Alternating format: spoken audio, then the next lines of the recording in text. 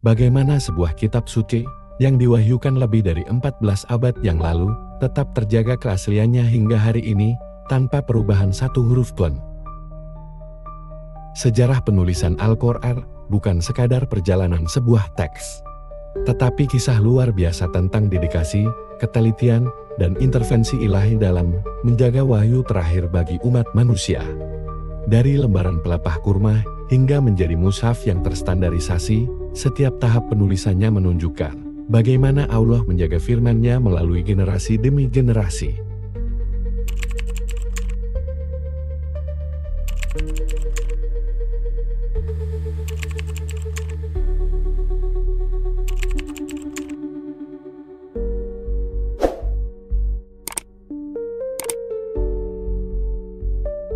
Al-Quran adalah kitab suci umat Islam yang diyakini sebagai wahyu dari Allah kepada Nabi Muhammad SAW melalui malaikat Jibril.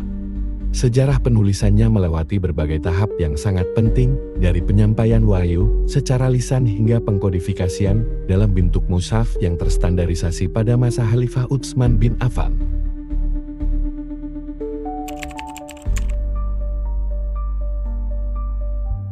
Wahyu pertama turun kepada Nabi Muhammad SAW pada tahun 610 Masehi di Gua Hira, saat beliau berusia 40 tahun.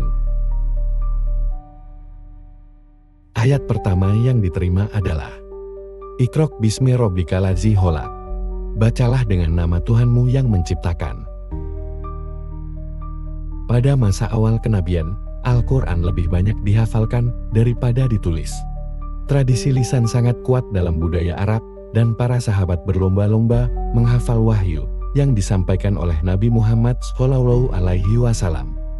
Meskipun demikian, beberapa sahabat juga mencatat ayat-ayat yang turun di berbagai media, seperti pelepah kurma, tulang belikat unta, dan lembaran kulit.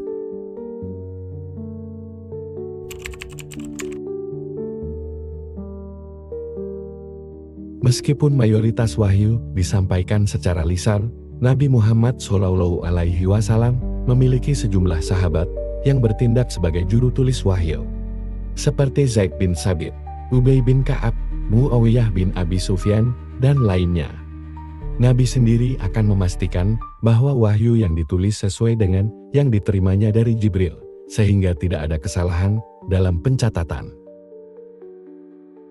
Setiap kali ayat baru turun, Nabi Muhammad SAW tidak hanya mengajarkannya kepada para sahabat, tetapi juga menginstruksikan mereka untuk mencatatnya dan menempatkannya dalam urutan tertentu dalam surah. Dengan demikian, meskipun ayat-ayat belum terkumpul dalam satu kitab, namun susunannya sudah diatur berdasarkan petunjuk ilahi.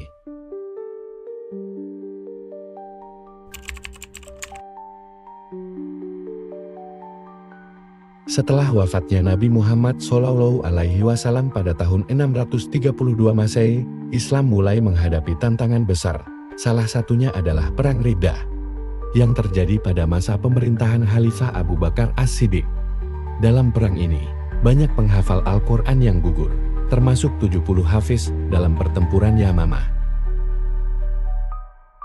Setelah selesai, mushaf ini disimpan oleh Abu Bakar, kemudian diwariskan kepada Umar bin Khattab, dan setelah Umar wafat, mushaf ini dipegang oleh Hafsah binti Umar, salah satu istri Nabi.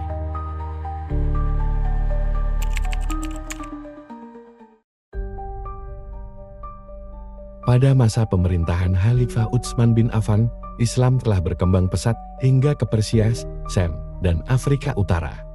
Dalam ekspansi ini, mulai muncul perbedaan dalam cara membaca Al-Quran, yang menimbulkan kekhawatiran akan potensi perpecahan. Hudzaifah bin Yaman yang melihat fenomena ini mengusulkan kepada Utsman agar Al-Quran disatukan dalam satu mushaf resmi agar tidak ada perbedaan dalam pembacaan. Khalifah Utsman kemudian membentuk tim yang diketuai oleh Zaid bin Sabit, dibantu oleh Abdullah bin Zubair, Sa'id bin Al-As, dan Abdurrahman bin Harits bin Hisham.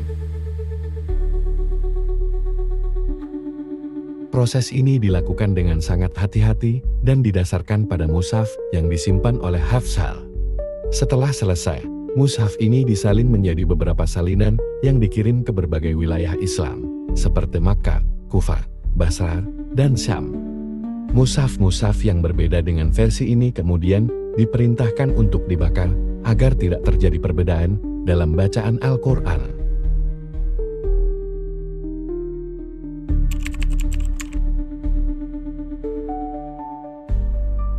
Mushaf yang disusun pada masa Utsman inilah yang kemudian dikenal sebagai Mushaf Utsmani dan menjadi standar bagi seluruh umat Islam.